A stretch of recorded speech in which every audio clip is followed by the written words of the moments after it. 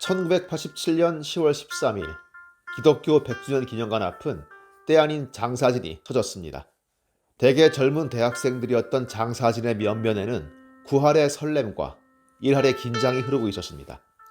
그들은 어떤 공연을 보기 위해 모여든 것이었습니다. 그런데 그 공연에서는 몇 달 전만 해도 공식적인 자리에서 대놓고 불리우리라고는 상상하지 못했던 노래들이 선보일 예정이었습니다.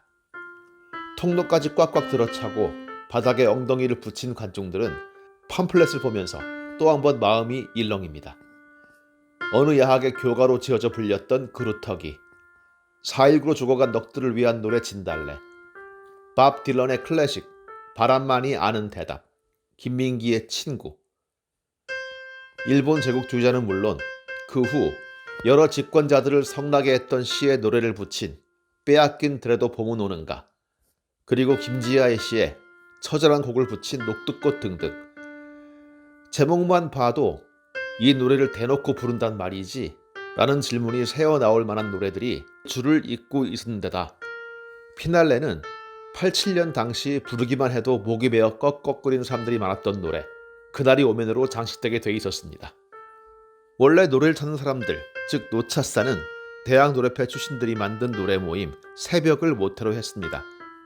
지하 아닌 지하에서 유통되는 노래를 생산하고 현실과 떨어진 사랑 타령만이 아닌 생생한 삶의 노래와 진실의 소리의 작은 새함이었던 그들이 유월항쟁을 거치면서 드디어 지상으로 분출돼 나온 겁니다.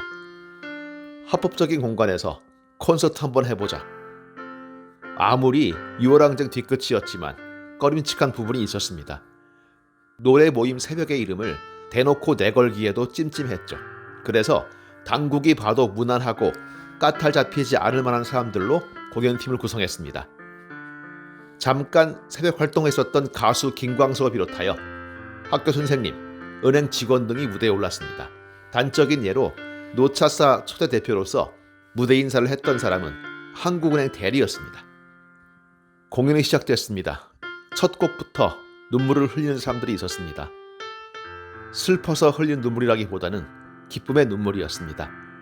한때는 공연성 노래를 부른다고 바로 거리에서 연행돼 머리 깎여서 군대로 끌려가기도 했고, 학교 안 공연에서 이 노래를 부른다는 이유로 강당 밖에서 보안과 형사가 주먹을 부르지고 서 있기도 했었습니다. 공연 팜플렛에 등장하는 떠남이 아름다운 사람들이여란 노래의 작사자의 사연은 보다 특별했습니다. 그는 이미 세상에 없는 사람이었습니다. 서울대 국문과 83학번 박혜정이 그였습니다. 누워 쉬는 서해의 섬들 사이로 해가 질 때 눈앞이 아득해 오는 밤, 해 지는 풍경으론 상처받지 않으리.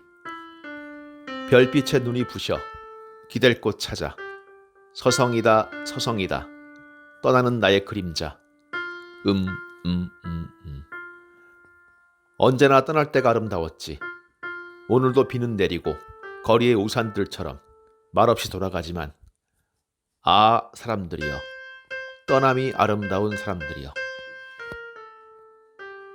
시인 김수영을 좋아했던 국문학도, 엄한 아버지 탓에 MT 한번 가지 못했던 모범적인 여대생, 휴학을 해서라도 끔찍한 현실로부터 벗어나고 싶어 했던 그녀에게도 운명의 1986년이 송곳처럼 찾아왔습니다. 어느 날 집회 도중 서울대 원예과 1학년 이동수가 온몸이 불덩이가 된 채 아크로폴리스 광장으로 떨어져 내립니다. 그 자리에 있던 문익환 목사는 평생 그 일을 가슴에서 지우지 못했거니와 그를 지켜본 사람들에게 그 광경은 머릿속에서 절대로 떼어내지 못할 충격이었습니다. 한 학생은 사람들이 공부하던 도서관에 뛰어들어 이렇게 외쳤다고 합니다. 사람 죽었다 이 개새끼들아. 나와서 싸우자. 싸우지 않겠거든 나와서 구경이라도 해라. 그날 박혜정도 울면서 돌을 들었습니다. 용기 없음을 스스로 질책하던 한 젊은이의 폭발이었고 참전할 수밖에 없던 전쟁의 발발이었습니다.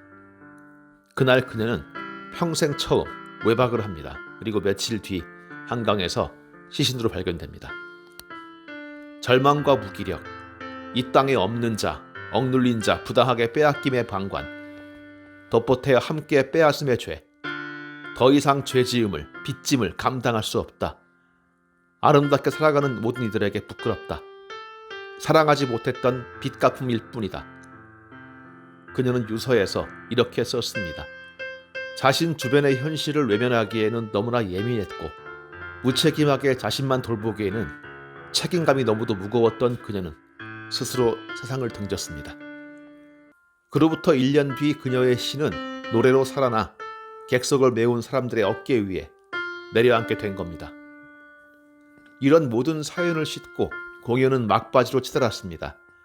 원래 전태일 추모곡으로 만들어졌던 그날이 오면으로 공연은 끝났지만 관객들은 당연히 앵콜을 부르며 떠날 줄을 몰랐습니다. 그때 등장한 것이 공연 중 녹두꽃으로 사람들을 홀렸던 김광석이었습니다.